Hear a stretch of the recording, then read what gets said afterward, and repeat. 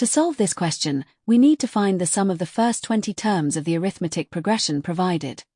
-9, -4, 1, 6, and so on. Think of an arithmetic progression as a staircase where every step is the exact same height.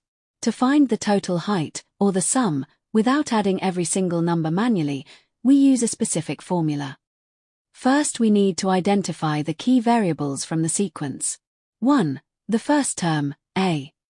This is just the starting number.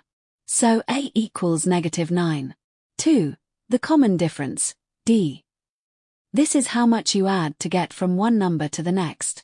You can find it by subtracting the first term from the second.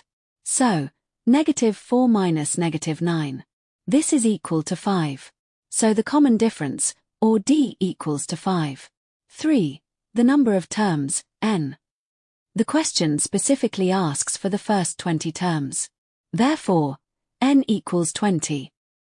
After finding our key variables, we are going to use the standard formula for the sum of the first n terms of an arithmetic progression. Let's substitute our values into the formula. S sub 20 equals 20 over 2 times the quantity, 2 times -9, plus the quantity 20 minus 1 all multiplied by 5. So the sum of the first 20 terms of the sequence is 770.